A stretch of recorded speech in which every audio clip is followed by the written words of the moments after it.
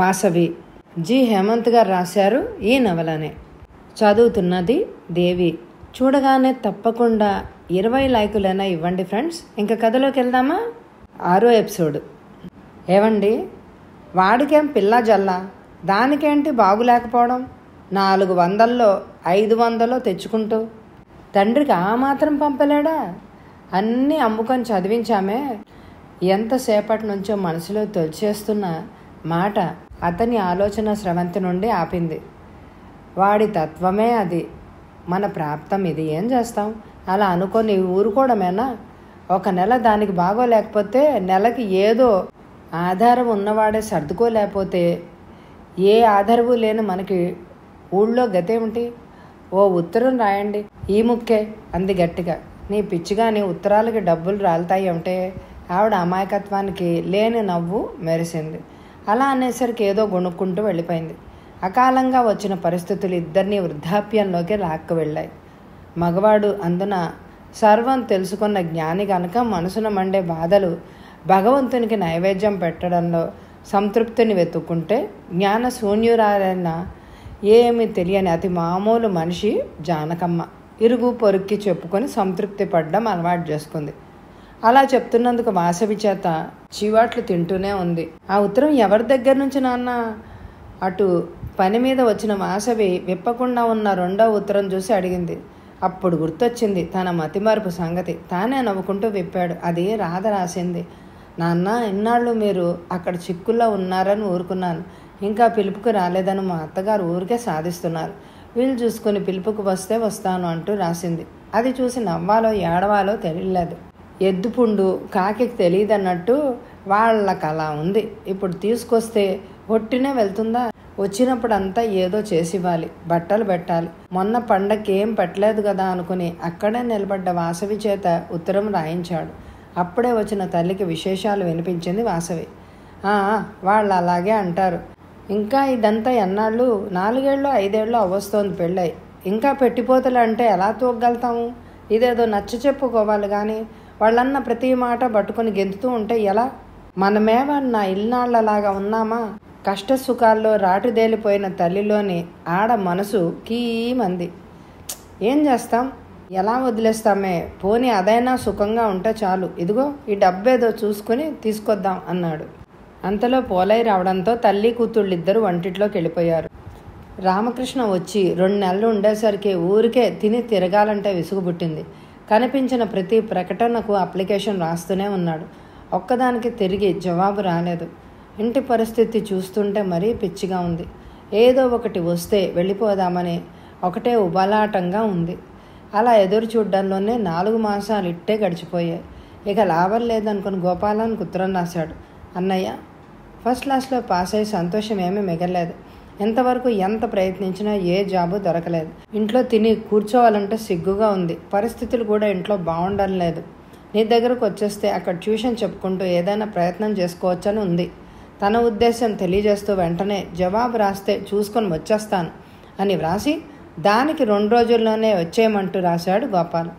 సంతోషంగా ఎగిరి గంతులు వేస్తూ తల్లికి తండ్రికి చెప్పి ఈ సంగతి బయలుదేరాడు గోపాలం దగ్గరికి. సాయం సమయం నీరండ పనస చెట్టు కొమ్మల్లోంచి తళ్ళతళ్ళలాడుతూ అక్కడకు 5-6 గజాల దూరంలో ఉన్న సన్నజాజి పందిరి కింద కూర్చుని మురళి వాసవీల మీద పడుతుంటే అలా చూస్తూ ఉన్నారు. ఇంతలో రామకృష్ణ వచ్చి తనని గోపాలం రమ్మన్న సంగతి చెప్పాడు. రామకృష్ణ వెళ్ళి నెల 15 రోజులకు ఉద్యోగం దొరికినట్టు, జాయిన్ అయినట్టు, జీతం నెలకు 400 మొదలైన వివరాలతో తండ్రికి ఉత్తరం రాస్తూ పరీక్షలు దగ్గర పడ్డాయి, వాసవిని పంపించండి అంటూ ముగించుతూ, పంపించే ముందు వైర్ చేస్తే నేను కానీ అన్నయ్య కానీ స్టేషన్కి వస్తాము, అమ్మకు నమస్కారాలని రాశాడు. ఏమే లోపలికి వెళ్ళి కేకేశాడు. ఏ కళ్ళందో విసుక్కోకుండా అక్కడికి వచ్చింది ఆవిడ. రామానికి ఉద్యోగం వచ్చిందట, ఉత్తరం రాశాడు. ఏది అమ్మాయి? ఎంత జీతం అండి అంది ఆత్రంగా. జానకమ్మ ఆ ఊళ్ళోనే 400 జీతం అన్నాడు తృప్తిగా. ఇంకా వాడికేదో మంచి సంబంధం చూసి పెట్టేస్తే ఆ వచ్చిన డబ్బుతో దీనికి ఏదన్నా చూసి చేయొచ్చు. అప్పుడే కళ్ళ ముందు రామానికి పెద్ద ఎత్తున కట్నం వచ్చినట్టు, ఆ డబ్బు పెట్టి వాసవికి పెళ్లి చేసేస్తున్నట్టు కదిలే ఆవిడ మదిలో. అప్పుడే కలలు మొదలుపెట్టావా? ఇంకా వాడు ఉద్యోగంలో స్థిరపడని, వాడికే ఎక్కడైనా కుదిరిపోతుంది సంబంధం. ముందు దీనికేదో చూసి అప్పుడు వాడిని కుదుర్చాలి సాలోచనగా అన్నాడు. వీళ్ళలా కలల కడలిలో తేరిపోతుండగా వాసవి, మురళి పెరట్లోంచి వచ్చారు. ఈ వార్తను విని సంతోషించారు. వాసవి పట్టుదలగా చదవడం ప్రారంభించింది. పరీక్షలు నెలున్నాయనగా బెజవాడ బయలుదేరింది. వాసవి వెళ్ళిపోవడం చూసి మురళి దిగులుగా మొహం పెట్టాడు. అతన్ని ఊరడించి సరోజకు ఒక ఉత్తరం రాసి పడేసి బయలుదేరింది వాసవి. వాసవిని ఒక్కదాన్ని పంపడం ఇష్టం లేక గోవిందరావు వెంట వెళ్ళాడు. ఇంటికి వచ్చాడు. అక్కడ రాజ్యం ఒక్కతే ఉంది. ఏమ్మా, పిల్లలిద్దరూ లేరా అన్నాడు. లేరు మావయ్య, ఇంకా రాలేదు. అదేంటి, స్టేషన్కి వస్తామన్నారు? ఇంకా నయం, పిల్లని ఒక్కతిని పంపలేదు అన్నాడు. ఇంటికి వచ్చాక ఆ మాటే అడిగితే అన్నయ్య వస్తాడని తమ్ముడు వస్తానని అన్నయ్య వాదాలు వేసుకున్నారు. ఆ వాదన విని నిశ్శబ్దంగా ఏం చేయలేక ఊరుకున్నాడు తండ్రి. ఆ ఇంటికి వచ్చాక అర్థమైంది, రాజ్యము లేడీస్ క్లబ్లో మెంబర్ అయ్యి షోకులు, అందరికీ డబ్బుకి వడ్డీలకి డబ్బులు ఇవ్వడం, దాంతో తెలివితేటలు కూడా ఆటోమేటిక్గా అబ్బాయి రాజ్యానికి. ఒకప్పుడు సుఖం లేదని వాపోయిన రాజ్యం 4 రకాల తెలివితేటలు ఉపయోగించి ఇంటి యజమాన్ని గుప్పిట్లో పెట్టుకుంది. అంతవరకు బాగానే ఉంది, కానీ దాంతోపాటు అధికమైన అహం, అందరినీ ఎందుకు చూడాలి అన్న తాపత్రయమే వాసవికి బాధ అనిపించింది. ఇంట్లో 4 రకాల వస్తువులు కొన్నది. సాయంత్రం అయ్యేసరికి గోపాలం మటుకు గోపాలం, రాజ్యం మటుకు రాజ్యం క్లబ్బుల్లోకి వెళ్ళిపోతే, రామకృష్ణ పైకి వెళ్ళిపోతే వాసవి బిక్కుబిక్కుమంటూ ఒక్కతే మిగిలేది చదువుకుంటూ. సరోజ దగ్గర నుంచి ఉత్తరం వచ్చింది, విశ్వాన్ని రాయవెల్లూరు నుండి తీసుకొచ్చినట్టు. అది చూసిన దగ్గర నుంచి అక్కడికి వెళ్ళాలి అనే తపన ఎక్కువైపోయింది వాసవికి. కానీ ఏ కారణం పెట్టుకు వెళ్తుంది? అందుకే మనసులో ఉప్పొంగుతున్న సంతోషాన్ని ఉత్తరంలోనే పొందుపరిచింది. పరీక్షలు దగ్గరయ్యాయి. శ్రద్ధగా చదువుకుంటోంది వాసవి. వాసవి, నా క్లబ్లో డిన్నర్ ఉంది, మీ అన్నయ్య రారు, రామకృష్ణకి నీకు వంట చేసుకోండి, నేను వెళ్తున్నానే. ఓ పక్క తయారవుతూనే అన్నీ చెప్పేసి హై హీల్స్ టకటకలాడించుకుంటూ వెళ్ళిపోతున్న రాజ్యాన్ని నోరు తెరుచుకొని చూస్తూ ఉండిపోయింది వాసవి. ఇదంతా చూస్తుంటే ఏదో కసి, కోపంగా ఉంది వాసవికి. చిన్నప్పటి నుంచి ఎంతో ముద్దుగా వాళ్ళ రక్త మాంసాలు కరిగించి పెంచి ఉన్నవన్నీ అమ్ముకొని ఉద్యోగాలు లేనప్పుడు మేపి పెళ్లి చేసి సంఘంలో ఒక మనిషిగా నిలబడితే దానికి ప్రతిఫలంగా వాళ్ళు తినడానికి పంపే డబ్బు క్లబ్బులకు విరాళాలుగా మారిపోయింది. ఇదేనా నీతి, న్యాయం, సంస్కారం? రామకృష్ణ రావడంతో ఆలోచనలు ఆపి లేచింది. ఎలాగో పరీక్షలు అయ్యాయి అనిపించి మర్నాడే బయలుదేరింది వాసవి. అదేం 2 రోజులు ఉండి వెళ్దు కానీ అంది రాజ్యం. ఎందుకు, వచ్చిన పని అయిపోయింది, అయినా నెలవుతోంది వచ్చి, అమ్మని చూడాలని ఉంది అంది ముభావంగా. మరేం మాట్లాడలేదు రాజ్యం. రామకృష్ణ బయలుదేరాడు. రిక్షా ఎక్కే ముందు 100 రూపాయలు చేతిలో పెట్టాడు గోపాలం, నాన్నకివ్వు అంటూ. పరీక్షలు రాసి వచ్చిన వాసవిని మెచ్చుకోలుగా చూశారు తల్లి తండ్రి. చిన్నన్నయ్య వీళ్ళని చూడగానే ప్రాణం లేచొచ్చింది వాసవికి. తల్లిని చుట్టుకుపోయింది. పరీక్షలు బాగా రాసావా అమ్మా అన్న తండ్రి మాటలకు తలూపింది. రామకృష్ణ 2 రోజులుండి 200 ఇచ్చి వెళ్ళిపోయాడు. బియ్యానికి బాకీ ఉంటే అప్పు తీర్చేశారు. రాధను తీసుకురావడానికి జానకమ్మ వెళ్ళింది. సాయంత్రం వంట ముగించుకొని మొక్కలకి పాదులు చేస్తున్న మురళి దగ్గరగా వచ్చి, మురళి, గోపాలం ఎంత మారిపోయాడో తెలుసా? ఇప్పుడంతా ఆవిడిష్టమే. వడ్డీ వ్యాపారం మొదలుపెట్టింది. 4 డబ్బులు సంపాదించడం నేర్పింది. దాంతో వీడు పప్పెట్టు అయిపోయాడు. ఏం మొగాళ్ళో! నేను మొగాడిని బలవంతుణ్ణే అనుకున్నాను, కానీ మగవాడు ఎప్పుడు ఎవరికో ఒకరికి, తల్లికో తండ్రికో భార్యకో, అంతకీ కాకపోతే వ్యసనాలకో లొంగిపోయి బానిస అయిపోతాడు. అతి బలహీనుడు. నీతి నియమాలంటూ ఉండనే ఉండవు. రాజ్యం చేతులు కీలుబొమ్మ అయిపోయాడు అంటూ చెప్పింది బాధపడుతూ. అవన్నీ విని మురళిలో రంగులు మారాయి. తను అప్పుడు ఏమన్నానో ఆలోచించుకుని, అయ్యో సారీ అన్నయ్య, నిన్ను ఉద్దేశించి అనలేదు అంది. పోనీలే అని అతను చేయి విదిలించుకొని ఆలోచనలో పడిపోయాడు. అమ్మాయి, అన్నయ్య వదిన బాగున్నారా? ఒక్క ఉత్తరం కూడా రాయలేదు రాజ్యం. ఎలా ఉంది? దానికేం విశేషం లేదు కదా అంది తల్లి. ఏమీ లేదమ్మా, అంత బాగానే ఉన్నారు అంది వాసవి. ఆ రామంగాడు 300, దాంతో ఏమన్నా అవుతుందా? రాధ పురుటికొచ్చింది. ఈ ఖర్చులు ఎలా వెళ్తాయో అంటూ బాధపడింది వాసవి. రాధ రావడంతో ఖర్చులు పెరిగాయి. మురళి ఏదో ఒకటి రాస్తుండడంతో వాటిని పత్రికలకు పంపిస్తే ఏదో పారితోషికం వచ్చింది. దాంతో అతను మరింత కృషి పట్టుదలతో రాయడం అలవాటు చేసుకున్నాడు. అంతలో రామకృష్ణ వైజాగ్ ట్రాన్స్ఫర్ అయిందని రాశాడు. వెళ్తూ దిగాడు చూడ్డానికి. వాసవి రిజల్ట్స్ వచ్చాయి, పాస్ అయింది. అంతా సంతోషించారు. సరోజకు ఉత్తరం రాస్తే వెంటనే ఇంటర్ కట్టమని, మరి చదువు ఆపొద్దని రాసింది. తనని చూడాలనుందని ఒకసారి రమ్మని రాసింది. కాలం అట్టే మార్పు లేకుండా సాగుతోంది. రామకృష్ణ వైజాగ్లో జాయిన్ అయిన తర్వాత మురళిని తన దగ్గరకు పంపమని రాశాడు. కానీ రాధ ఉందని, జాయిన్ కమ్మని ఒక్కర్తి చేసుకోలేదని పంపలేదు. రామకృష్ణ పంపిన దాంతో ట్యూషన్లపై వచ్చిన డబ్బుతో గడుపుకుంటూ ఉన్నారు. రాధ పురిటి ఖర్చులకని నోరు విడిచి అడిగితే గోపాలం 100 కారణాలు రాస్తూ 100 రూపాయలు పంపాడు. ఎలాగైతేనే రాధ ఇల్లు కదిలింది. తను వెళ్ళాక పరిస్థితులు ఆలోచించి వాసవిని, మురళిని రామకృష్ణ దగ్గరికి పంపించారు. వాసవి, మురళి వచ్చిన దగ్గర నుంచి రామకృష్ణకు కొంత కాలక్షేపం అయిపోతోంది. మనసుకు తృప్తిగానూ ఉంది. తండ్రికి కొంత భారం తగ్గించాననే తృప్తి కలిగింది. వాసవి ఊరికే కూర్చోకుండా ఇంగ్లీష్ డెవలప్ చేసుకోవడం, గుడ్డలు దారాలు తెప్పించి కర్టన్స్ కుట్టడం, మురళి ఏవో భావగీతాలు వ్రాయడంతో పాటు రచనలు కూడా చేస్తూ పత్రికలకు పంపిస్తున్నాడు. సాధ్యమైనంత వరకు రచనా వ్యాసంగంతోనే గడిపేస్తున్నాడు కాలం. ఇలా సాఫీగా సాగిపోతున్నందుకు ఇద్దరు మనసులు కుదుటపడ్డాయి. ఓ రోజు మురళి ఏదో వ్రాసుకుంటున్నాడు. వాసవి వంట పనిలో ఉంది. రామకృష్ణ ఆఫీస్కి వెళ్ళిపోయాడు. వీధి తలుపులు చప్పుడైతే మురళి లేచి వెళ్ళి తీశాడు. ఎదురుగుండా అమ్మాయిని చూసి వెనక్కి తగ్గాడు. మాస్టర్ ఉన్నారా అండి అంటూ ఆ అమ్మాయి అడుగుతుంటే అటువంటి సమయంలోనే అతని మనసు ఎంతగానో కుంగిపోయింది. లేరన్నట్టు తల అడ్డంగా తిప్పాడు. అయినా ఆ అమ్మాయి కదలకపోవడంతో వెంటనే వెనుతిరిగి వాసవి దగ్గరికి వెళ్ళి చెప్పాడు. భోజనాలు సిద్ధమవుతూ కంచాలు సర్దుతున్న వాసవి, ఎంత ఎండవేళ ఎవరబ్బా అంటూ వచ్చింది. మాస్టర్ లేరండి, ఆఫీస్కి వెళ్ళారు. మీరెవరు? నా పేరు సంపూర్ణ, ఆయనతో పనుండి వచ్చాను. సాయంత్రం వరకు ఉంటాను అంది అమ్మాయి. ఏం సమాధానాలు చెప్పాలో ఆలోచించుకునే అంతలో ఆ అమ్మాయి చొరవ తీసుకుని లోపలికి వచ్చి కుర్చీలో కూర్చుంది.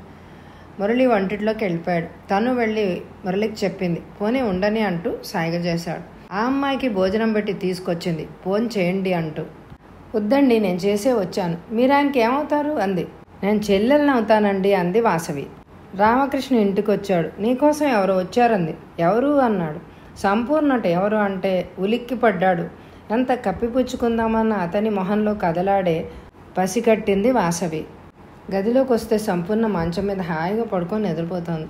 సంపూర్ణ మృదువుగా ఉన్న గొంతులోని మాధుర్యం ఏవేవో లోకాల్లో విహరిస్తున్న మనసుని పట్టి తెచ్చింది. కళ్ళు తెరిచిన సంపూర్ణ కృష్ణ అంటూ మెడ చుట్టూ చేతులేసి వెక్కి వెక్కి ఏడుస్తోంది.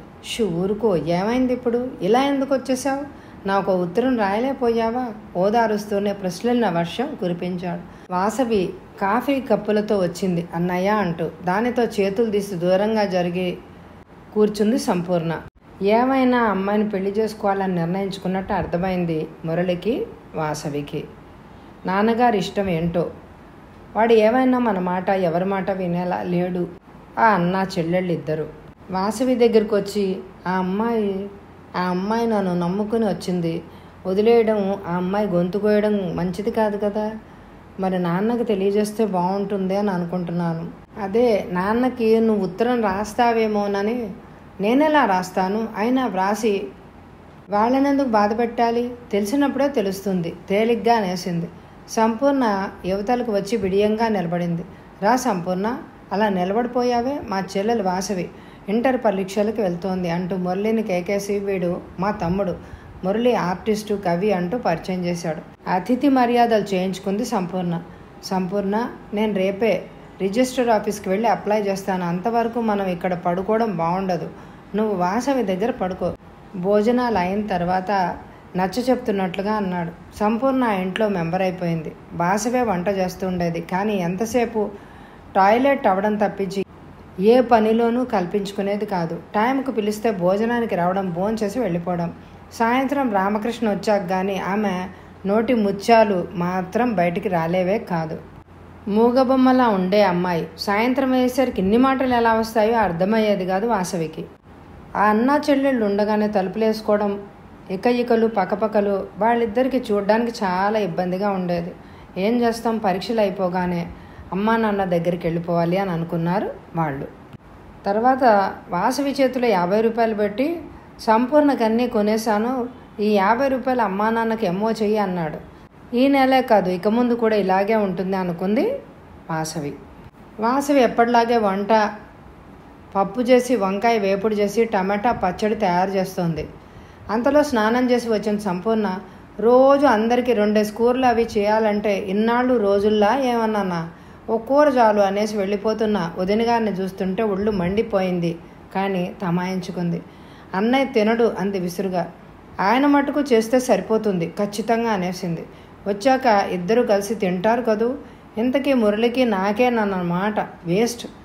ఉండడం కష్టమే కసిగా అనుకుంది వాసవి. రామకృష్ణతో చెప్పినా ఫలితం లేనప్పుడు చెప్పి తనెందుకు చులకన కావాలి అని ఊరుకుంది. ఇరుగు పొరుగుతో స్నేహం చేసే అలవాట్లేదు. సరోజ, విశ్వం గుర్తొచ్చారు వాసవికి. ఓ రోజు రామకృష్ణ కొలి కూతురు పుట్టినరోజు పార్టీకి సంపూర్ణతో కలిసి వాసవి వెళ్ళింది. అప్పటికి సరోజ వచ్చి ఉంది. వస్తూనే సరోజను సంతోషంతో నడుం చుట్టేసింది. అంతకంటే ఎక్కువ ఉరకలు వేసింది సరోజ మనసు. చిత్రంగా చూసి పక్కనున్న ఆవిడతో మాటల్లోకి దిగింది సంపూర్ణ. ఎప్పుడు వచ్చేశారు ఊరు నుండి అని అడిగింది వాసవి. 1 వారం అవుతుంది. మీరెందుకున్నారు ఇక్కడ అని అడిగింది సరోజ. మా చిన్నన్న ఇక్కడ ఉద్యోగం ఉంది. నాతో వచ్చినవాడు మా వదిన. నేను మురళి ఇక్కడే ఉంటున్నాం. అలా బయటికి వెళ్దాన్రా అంటూ పెరట్లోకి దారి తీసింది సరోజ. ఆ పూల మొక్కల మధ్య తిరుగుతూ తన మనసులోని బాధ అంతా చెప్పేసింది సరోజతో. సరోజ, ఇక్కడ ఉండాలంటే చాలా బాధగా ఉంది. మురళికి ఏదైనా జాబ్ చూసే బాధ్యత నీదే అంది వాసవి. అలాగే అంత లోపింది సరోజ. సరోజ వాసవి ఇబ్బందిని అర్థం చేసుకుని పరీక్షలు అయ్యేదాకా మా ఇంట్లో ఉండండి అని సరోజ అడిగింది. అదేం బాగుంటుంది చెప్పు. మా మురళికి ఏమైనా జాబ్ దొరికితే వచ్చేయచ్చు. అన్నయ్య బాధపడతాడు అంది వాసవి. మరో నెల రోజులకంతా పరీక్షలు రాసేసి మర్నాడే నేను మురళి మన ఊరు వెళ్ళిపోతాము అంది భోజనాల దగ్గర రామకృష్ణతో. అక్కడే ఉన్న సంపూర్ణ విననట్టే అన్నంలో మజ్జిగ పోసుకొని చూస్తోంది. సంపూర్ణ ఎదురుగా ఉంటే ఏం మాట్లాడాలో అర్థం కాలేదు. రిజల్ట్స్ వచ్చాక ఏం చేస్తావు? మురళిని ఇక్కడ ఉంచితే బాగుంటుందేమో. ఆ మాట కాస్త నానుస్తూ అన్నాడు రామకృష్ణ. ఇంకేమనడానికి తోచలేదు రామకృష్ణకు. అప్పుడు ఆలోచిద్దాంలే, నాన్న ఏమంటారో, ఏం చేయమంటే అది చేస్తాం. నేను లేకుండా మురళి ఉండలేడు. ఆ సంగతి నీకు తెలుసు. ఎలాగో వెళ్ళిపోతున్నాం కదా అన్న తెగింపుతో అనేసింది. ఎంత స్వార్థం మనిషికి. అతని స్వార్థాన్ని నిలువున చీల్చి పాతరేయాలి అన్నంత అసహ్యం వేసింది. అందుకే అంత కసిగా అనేసింది. అంటే ఆయనకి తెలుసుండే మాట వరుసకి అన్నాడంటావు అంతేనా? సంపూర్ణలోని ఆడగుణం కయ్యమని కయ్యానికి కాలు దువ్వింది. నేనలాంటి ఉద్దేశంతో ఏమనలేదు. భుజాలు తడుముకోకు అనేసి కాస్త విసురుగా వెళ్ళిపోయింది. బట్టలు సర్దడంలో మునిగిపోయింది. ఛీ, ఇంత చేతగాని వాళ్ళు కనుకనే ఇష్టం వచ్చినట్టు మాట్లాడుతోంది. ఆడపిల్లలకు అంత దురుస్తనం ఏంటి? మీ ముందే నన్ను ఇన్సల్ట్ చేస్తుందా? అక్కడే కూర్చున్న రామకృష్ణ వంక ఏహ్యంగా చూస్తూ అనేసరికి అతనిలో మగతనం బుసలు కొట్టింది. వాసవి, ఏమిటా మాటలు? వెళ్ళిపోయే ముందు గొడవ పెట్టి తగలేశాడు అని అనడానిక? గట్టిగా అరుస్తున్న రామకృష్ణను ఆశ్చర్యంగా చూశాడు మురళి. వెంటనే వచ్చి అభ్యర్థిస్తున్నట్టు చేయబట్టుకున్నాడు. విసురుగా లాగేసుకొని చెప్పులేసుకొని బయటికి వెళ్ళిపోయాడు రామకృష్ణ. ఇదేమీ పట్టనట్టు తన పని తాను చేసుకుంటోంది వాసవి. మరుసటి రోజు తెల్లవారి బండికి బయలుదేరుతూ చెప్పడానికి వచ్చి, ఇదిగో నాన్నకివ్వు అంటూ ఒక 50 చేతిలో పెట్టాడు. ఒకసారి అతని మొహంలోకి చూసి ఆ డబ్బు పర్సులో పెట్టింది. రామకృష్ణ మార్కెట్లోకి వచ్చి రిక్షా కదిలే వరకు ఉన్నాడు. సంపూర్ణకి చెప్తే ఊకొట్టిందే తప్ప లేచి బయటికి కూడా రాలేదు. అదేంటమ్మా, వచ్చే వారం వస్తా అన్నావు, ఇలా వచ్చేసావు అని ఆశ్చర్యపోయాడు గోవిందరావు. అలాగే అనుకున్నాం, పరీక్షలు అయిపోయాక ఉండబుద్ధి అవ్వలేదు అనేసి లోపలికి వెళ్ళిపోయింది వాసవి. ఎంత త్వరగా మారిపోయాడు రామకృష్ణ. పెళ్ళైతే ప్రతి మగవాడు ఇంతేనేమో మనసులో అనుకుంటూ లోపలికి వెళ్ళింది వాసవి. తన జీవిత భాగస్వామి వచ్చేసరికి తల్లి, తండ్రి, అక్క, చెల్లెలు ఎవరూ గుర్తుకురారేమో ఈ మగాళ్ళకి అనుకుంది వాసవి. అమ్మాయి, గోపాలం దగ్గరికి వెళ్ళారు కాబోలు. ఏమిటి సంగతులు? అదేమన్నా అందా? అయిన వాళ్లే అయితే మాత్రం ఏం లాభం? బుద్ధుండాలి కానీ. పరాయి వాళ్ళైతే ఏం? అంతవరకు చుట్టూ తిరిగాడు. ఇప్పుడు అసలు మొహమే చూపడం మానేశాడు. కూతురు బాగా పంపిస్తోంది. అల్లుడు వాళ్లవాడైపోయాడు. ఇంకేం? ఇలా బాధపడుతున్న తల్లితో చిన్నన్నయ్య విషయం చెప్పడానికి మనస్కరించలేదు వాసవికి. రామకృష్ణ ఇచ్చిన 50 తండ్రి చేతిలో పెట్టింది వాసవి. 100 పంపేవాడు కదమ్మా, మీ ఇద్దరు ఇక్కడికి వచ్చేస్తున్నారని తగ్గించేశాడు. అది పంపకపోతే చచ్చిపోమని చెప్పమ్మా. బాధ దుఃఖం మిళితమైన గొంతుతో వణుకుతుండగా అంటున్న తండ్రికి ఎలా చెప్పాలో అర్థం కాలేదు. అయినా తప్పదు. అది కాదు నాన్న, అన్నయ్య ఏమో ఎవరినో ప్రేమించాడట. మీతో చెప్పేలోగల ఆ అమ్మాయి వచ్చేసింది. దాంతో ఆ అమ్మాయిని రిజిస్టర్ మ్యారేజ్ చేసేసుకున్నాడు. అందుకని ఇదివరకట్లాగా పంపించలేను అని అంటున్నాడు. సంసారం కదా, వణుకుతున్న గుండెలతో గడగడా పాఠం అప్పచెప్పినట్టు చెప్పింది వాసవి. ఎప్పుడు వచ్చిందో జానకమ్మ ఆరున్నొక్క రాగం మొదలుపెట్టింది. స్థాణువులాగా వండిపోయిన తండ్రిని చూసింది పరిశీలనగా. వెంటనే తల్లివైపు తిరిగి, ఎందుకు ఆ రాగాలు ఎవరో పోయినట్టు? ఉన్న పరువు పోయడానిక? పోయినా బాగుండేది. వాళ్ళెందుకు పోతారు? మేమేనాడో చేసిన పాపం ఈ రూపంగా అనుభవించొద్దు. నీటిలో నిండా మునిగిపోయిన వాడికి ఆర్తనాదంలాగా వినపడ్డాయి ఆ మాటలు. అయ్యో, వాడి పెళ్లికి వచ్చిన కట్నంతో నీ రుణం విప్పుకుని ఒక అయ్య చేతిలో పెట్టాలనుకున్నామే తల్లి. నీరాత ఇలా రాళ్ల పాలైపోయింది. ఏ దేవుడు రాశాడే నా తల్లి మీ కన్యచర ఈ జన్మకు విడిపించలేమేమో. ఇంకా రాగాలు పెడుతున్న జానకమ్మను, ఏమే నోరు మూసుకొని లోపలికి వెళ్తావా లేదా? గట్టిగా కేకేసేసరికి తిట్టుకుంటూ లోపలికి వెళ్ళిపోయింది జానకమ్మ. చిచి వేధవలు. తల్లి తండ్రి బ్రతికుండగానే చచ్చామనుకునే కొడుకులు ఉంటేయే, లేకపోతేనే తనలో తానే గొణుక్కున్న తండ్రి బాధ వాసవి మనసుని కలిచివేసింది. నెమ్మదిగా లోపలికి వెళ్ళిపోయింది వాసవి. ఇద్దరు పిల్లలు ఇంటికి వచ్చేసరికి ఖర్చులు జాస్తి అయిపోయాయి. నెమ్మదిగా ఇంటి బాధ్యత అంతా వాసవి చేతిలోకి వెళ్ళిపోయింది. గోపాలం రామకృష్ణల జీవిత పందాలే మారిపోయాయి. వేడినీళ్ళు చన్నీళ్ళు తోడుగా గోపాలం నెలల్లా ఏదో పంపిస్తున్నా రామకృష్ణ తల్లి తండ్రిని పూర్తిగా మర్చిపోయాడు. పనంతా ముగించుకుని ఉత్తరం రాయరా ఆ పిల్లకి అని మొదలెట్టిన జానకమ్మ మాటలకి గోవిందరావు, ఫోన్ లేవే, పండగ లేదు పబ్బం లేదు, మనకే గడవక చస్తుంటే పండగలేంటి అని తీసి పారేశారు గోవిందరావు గారు. ఇంతలో ఆ వీధిలో ఉన్న వాళ్ళ వదిన చెల్లెలు ఒక అమ్మాయిని తీసుకొచ్చింది. ఏం తోచడం లేదు, అందుకని తీసుకొచ్చాను. సాధారణంగా వాసవి ఎప్పుడు ఎవరింటికి వెళ్ళదు. ఏ పేరెంటానికైనా పిలిస్తే అది కూడా ఒక్క కరణం గారింటికే వెళ్తుంది. అప్పుడప్పుడు ఆ అమ్మాయే వస్తుంది. అందుకని మరీ ప్రాణ స్నేహితులు కూడా లేదు. అలాంటిది వదిన చెల్లెలు పరిచయం చేయాలని తీసుకొచ్చేసరికి ఆశ్చర్యపోయింది. మీరు ఏ ఊరి నుంచి వచ్చారు, ఏం చేస్తున్నారు? ప్రశ్నలతో మొదలైన సంభాషణ కొంచెం సేపటికి ఆత్మీయంగా మారింది. మా సీత చెప్పిందండి, ముఖ్యంగా మీ అన్నయ్య గారిని చూడాలని వచ్చాను. ఈయన కథలు కవితలు నాకెంతో ఇష్టం. నాకేంటి, మా కాలేజీ అంతా పడి చేస్తారు, కానీ ఇలా అని నాకు తెలియదండి. మా సీత చెప్పే వరకు ఉత్సాహం బాధ మిళితమైన స్వరంతో రెప్పలు ఆర్చుకుంటూ అంటున్న అమ్మాయిని చూస్తుంటే వాసవికి ఎంతో సరదా వేసింది. వాళ్ల సంభాషణ అంతా మౌనంగా వింటూ కూర్చున్నాడు మురళి. ఆ అమ్మాయి మాట్లాడుతుంటే కళ్ళు భలే తమాషాగా ఉన్నాయి కదూ అంది వాసవి. అవునన్నట్టు తలూపాడు మురళి.